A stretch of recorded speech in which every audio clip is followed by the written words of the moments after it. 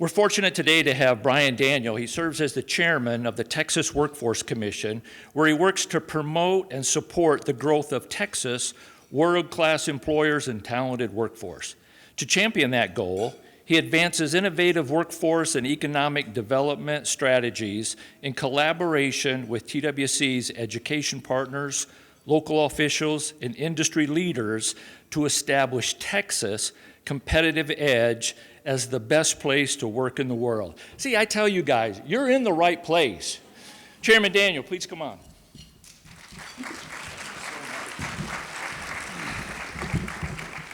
All right, let's just do it this way. Let's get the most controversial part of this speech out of the way up front so we can enjoy our time together for the remaining minutes.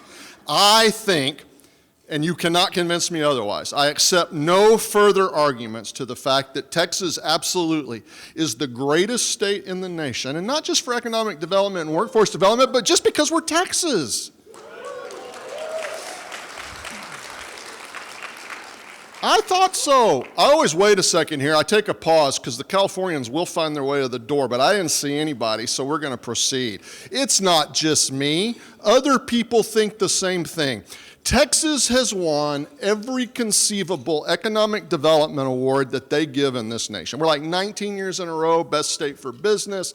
We're like 11 consecutive governor's cups. That's for the most new projects. I think we just pulled down one at the end of June for the best business climate in the nation.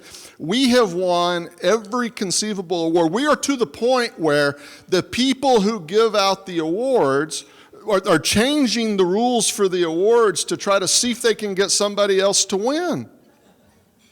I appreciate that. I mean, you've got to have news to tell. Texas wins is not really news anymore. It just is. And it's not really about the awards, though. The awards are nice. It's not really about the awards. In fact, when you look past the awards to figure out what we're doing as a state, I can really back up my statement with just some numbers that I'm going to share with you today. Like the kids say. Now, I got the receipts on this one. No cap. The three of you that are under 35, that was awesome that you laughed. I appreciate it. I will report back to Elizabeth Daniel that one had a mixed response.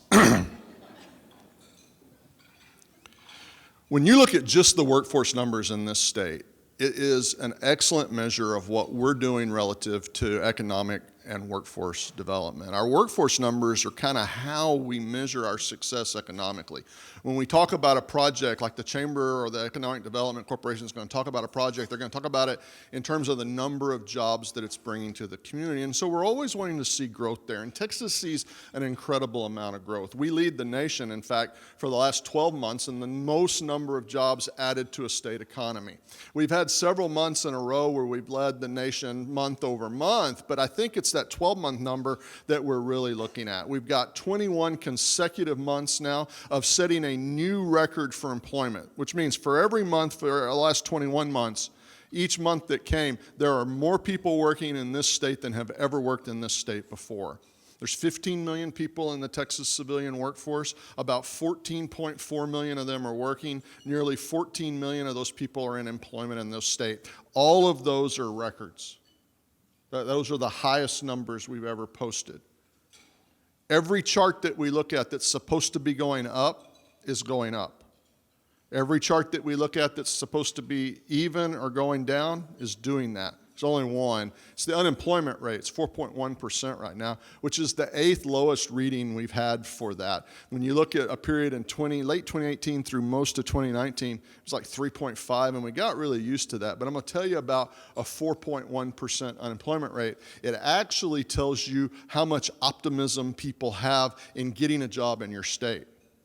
So 3.4% is pretty much full employment.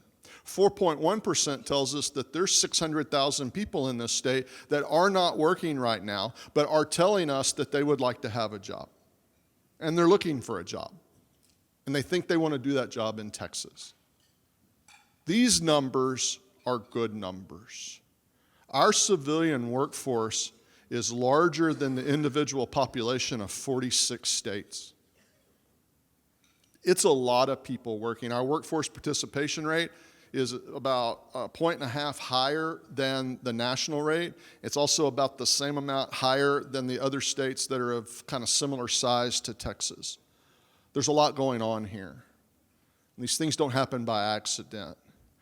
These things only happen because employers come here really looking for a place that will let them do the things that they need to do to be successful. They have to produce that service or that product for their customers, and so they look for places where they believe they can do that in a successful way. A business can't be in business if they're not profitable and if they don't have the kind of workforce that'll let them provide whatever it is they're supposed to be providing for their customers. And the numbers I just talked to you about, I mean, we added 31,000 jobs in June alone, 50,000 the month before that. We've added 500,000 jobs in the last 12 months. That would all indicate to me that those employers are deciding that Texas is the place that they want to do that. But here's the thing I really came to talk to you about today, because it's also buried right there in our numbers. There's a little bit of a whisper going out kind of across the nation right now. I think probably other states are kind of starting this, but I get it. And it's this. How many more people can really go to work in Texas? How much longer are employers going to continue to create new jobs there like they have been for the last 3 years? How long is that going to, are you really going to look at Texas as a place to go? And I get it.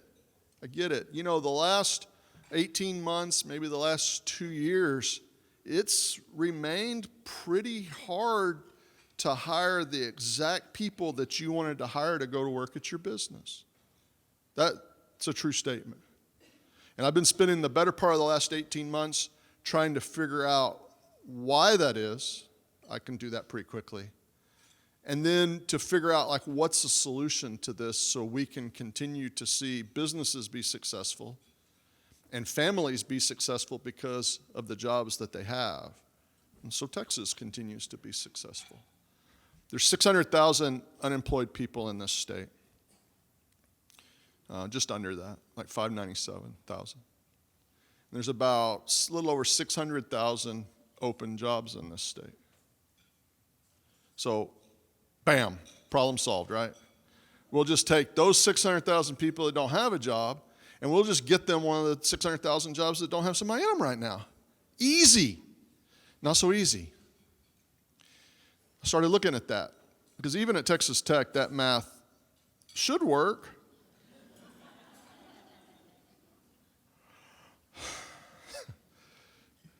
So I start looking at it, and I realize immediately what the issue is. Those 600,000 people, they don't have the skills that they need to get those 600,000 open jobs. And on its face, that seems like an easily solvable thing. Most people want to jump into the conversation at this point, and they want to just tell me, well, see, if the schools were teaching what they were teaching, then they would have those skills. That's not how it works. This isn't a deficiency on the part of the high schools. This is not a deficiency on the part of the community colleges. This is not a deficiency on the part of the universities. They are all doing what they need to be doing to prepare people the best they can for life, for the workforce, for all the things that they're going to do. But let's dig in and understand why this situation exists. If people are getting what they need in school, well, how do they don't have the skills available for the jobs that are there? You know, when I talk to you about workforce data, I'm taking a snapshot of the workforce data that we're looking at. It actually comes in monthly. Some of it comes in daily. I don't get it hourly. It's not like the Dow Jones thing. I mean, I wish I had a ticker like that to tell me Will Connolly hired somebody. Boom, it goes on my list. It doesn't work like that. You sat right in my line of sight. You had to know it was going to happen. But we take these snapshots and we look at this data and we talk about it, and that's really kind of what happens educationally to you too. You learn what you need to learn based on what we know about what we need as a workforce right at that moment. Maybe a 2-year window, sometimes a 4-year window. We just heard about a 7-year window. Mine was a 6-year window. And what happens is that nothing ever sits still. Like we pull the snapshots and we want to talk about that and strategize about that, but what's driving that snapshot is not sitting still. It's in constant movement. We add new tools to the economy all the time. And if you didn't really pursue a dynamic education, meaning you specialized in something or you didn't dig very deep, at the time you did that, there was probably an abundance of jobs you could do, but the landscape's changed completely. It does happen. When I was here last year talking to you guys, I talked about two things. One, I am still zoomed out. I'm tired of Zoom. I don't want to do that anymore. I do like having like Star Trek telephone calls when I used to have to drive like 4 hours to have a 30-minute meeting and then drive home 4 hours. As much as I appreciate, Radio Margaritaville, okay, great, we can jump on the Zoom. But they're doing Zoom now just because we got it. Somebody Zoomed me from the 3rd floor of the building the other day. I'm on the 6th floor. Get your steps in. I know that's rude, but I fought and clawed my way to the top of the food chain. You can come to my office. I'll give you a bottle of water. We get these tools. That just came from we had Zoom before that. It completely displaced. What was that other one people used to video call on? Skype. I don't even remember the name of it. That's how fast tools move. And think about it. We all keep up because we have to. I talked to you last year about Larry the chatbot, I'm pretty sure, at TWC. Larry's doing great. He speaks 3 languages now. He speaks English, Spanish, and Vietnamese. I know you wanted an update. He can answer 300 questions now. But Larry is old AI. ChatGPT has replaced the functionality of Larry almost entirely. We don't entirely trust ChatGPT because we don't know we made Larry. We didn't make ChatGPT. But things Larry does are becoming obsolete. SIRI, ALEXA, maybe obsolete. Don't say that out loud. They're listening. And we're worried that these tools are going to make people's jobs obsolete too. That's how skills gaps like that 600,000, that's how they happen. Nobody planned for that. You can't plan ahead for that. Technology continues to change the workforce. And like the Zoom people that abuse Zoom by Zooming me from the 3rd floor, they get enamored of the tool. They start focusing on the tool, not the tactic that they need to deploy. And so they start looking for jobs that fit their tool, and only that tool, until someday, right now every 18 months, that tool is replaced by another tool. So you became completely proficient in the tool. You're the best Zoomer that ever was. And then a new one came along. All the Skype people figured that out. And then there's the Teams. I don't like it as much because there's a chat, and I know they're talking about me. It's not paranoid if it's real. And so these tools become obsolete for people, and their job kind of goes with the tool. And that's real. And so if you're an employer, you're struggling to stay up with all the tools that are out there because you've got to deploy your tactics that you're trying to do. People are zooming you from the 3rd floor while you're trying to do all that. There's distractions everywhere.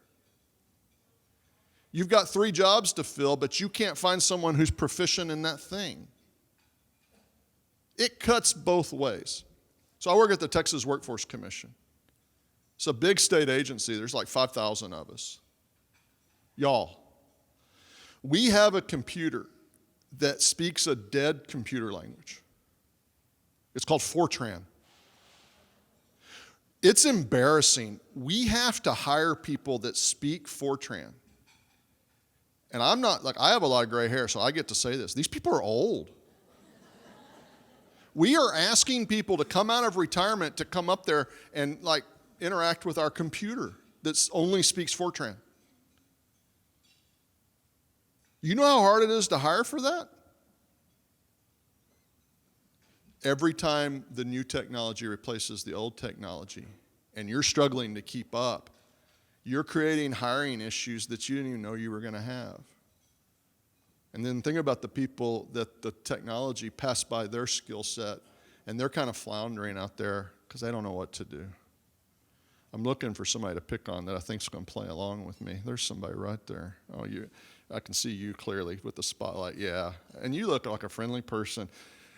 Way back when you were 18, tell me about it was a couple years ago. Tell me about the training you got on Microsoft Excel. Because it hadn't invented it yet. But do you know anything about Excel? Use it daily. Yeah. How did we learn that? Trial and error, self-taught. Because we had to. But you know what? You strike me as someone who's motivated, educated, ambitious, and wants to get some things done. Take the bull by the horns, lead the effort, and get it done. But what if you're scared to death? What if you're scared to death and you had 2 kids you didn't expect to have, and you've been doing your best to hold down a job all this time, and like you don't know what to do next, and you lack the confidence to get it done. And now your job's been passed by because a new technology came up, and the company went with a new tactic in a different direction. You're going to need some help, and you're going to need to find that. And what if you're a small business and there's 2 of you, and you're your best boss and your worst employee, because that's how I would be if I was a small business. And you're trying to keep up, and you can hire some contractors to do some things, but they can't do it all. And you just need one more person to run the thing, but nobody's showing up for the interviews. Because Apple and all the big companies, they're hiring too. You got 3 employees and you're hiring against people that have 9,000 employees in this state, and you're looking for the exact same skill set. I'm not painting a bleak picture. I'm going to give you an opportunity. I'm going to give you a path that I think gets us there. I'm going to talk about some things that we don't like to talk about, the Texas economy, but I actually think we've not yet begun to produce yet. And I think if we get a handle on this and we get organized, we can do this. We double down on things that work, and we're often a victim of our own success. We do things that have worked for us over and over again because we like to do the things that have worked for us, and those will work until they don't work anymore. There's some Lubbock wisdom for you. I think about the Texas Aggie. Walks in a bar, looks up, the Aggie game's just starting. The Aggie puts a $100 bill across the bar and says to the bartender, $100, the Fighting Texas Aggies win this game. Into the game comes, the Aggies did not win that game. Aggie said, well, you win. Bartender says, I can't take your money. Aggie says, that was a fair bet. Bartender says, no, it really wasn't. He says, that was a rebroadcast of the earlier game. I already knew the outcome. I watched it. Aggie said, I watched it too, but I thought if they gave him a second chance, they'd play better this time. That's us doing the same thing we've always done to get success when the whole landscape has changed. It'll be better next time. We'll do it the same way again. I used the hiring fair last time. I don't need that computer matchup stuff for the jobs. You can't bet on the rebroadcast. You got to look for new tools. And we find ourselves in this trap because it worked once before. More stats.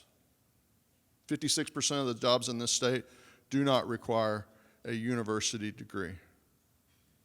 But they do require some training after high school. 8% of the jobs in this state require no training after high school. 27% of the Texas workforce has exactly no training after high school. There's your first opportunity. 20% of the jobs in this state go unfilled because people just simply don't have the available training after high school.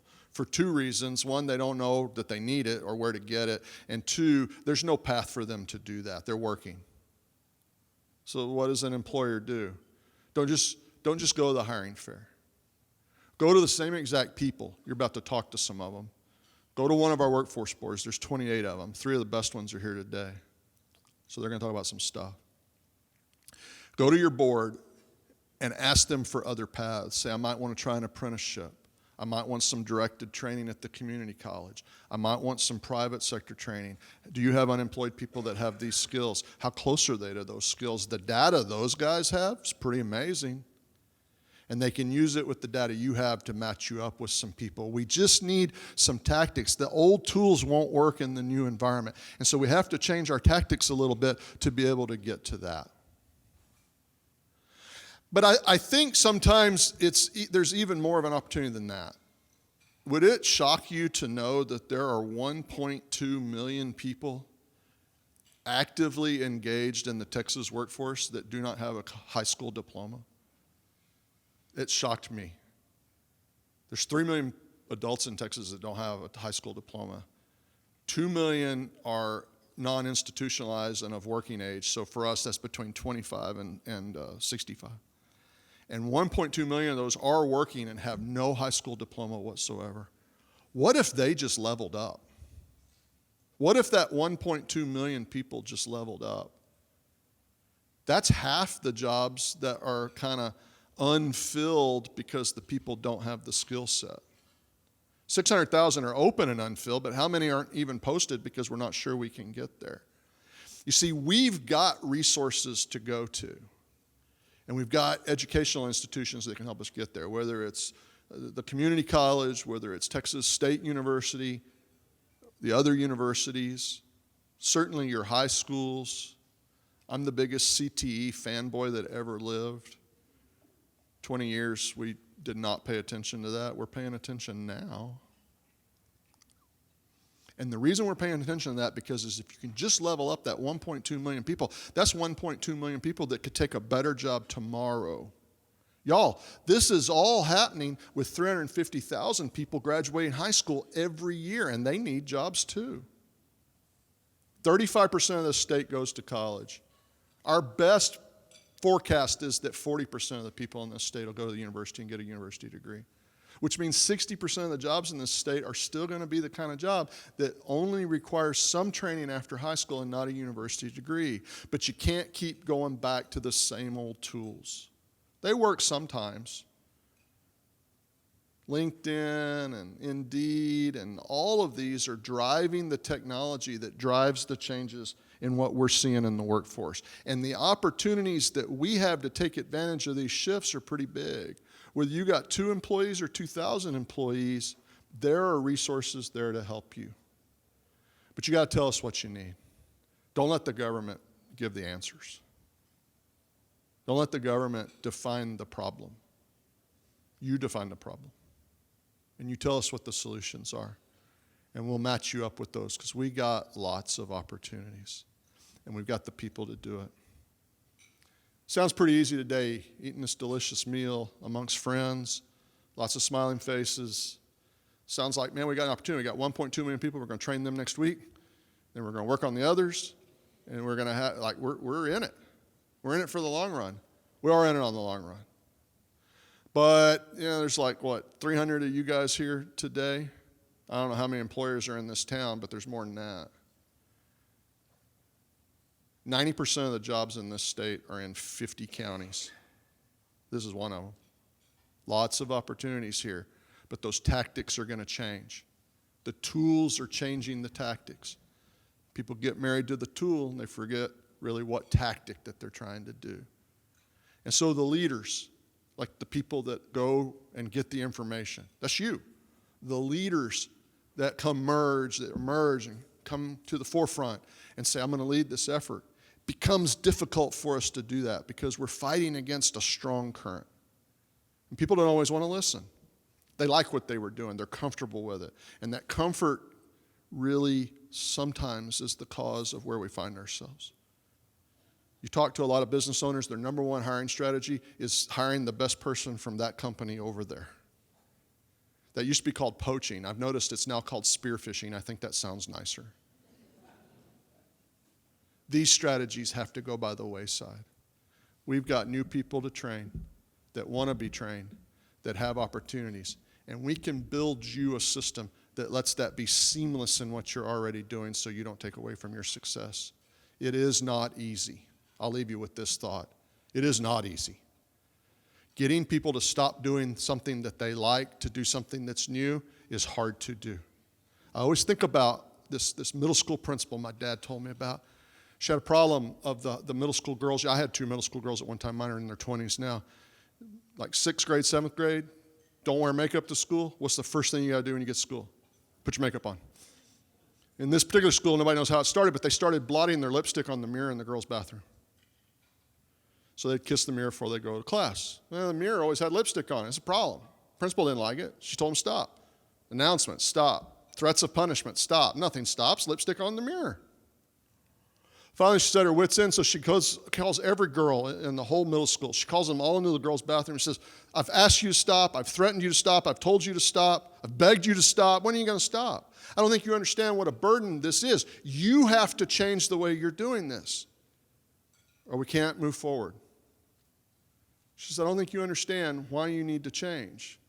You need to change because this is very difficult for the school to deal with this. Let me show you. She brings the custodian in. Custodian brings her card in. She says, show the girls how hard it is to clean the mirror. Custodian looks at the mirror, looks at her cart, selects a brush, dips it in the toilet that was closest to her, starts wiping the lipstick off the mirror. No more lipstick prints on the mirror.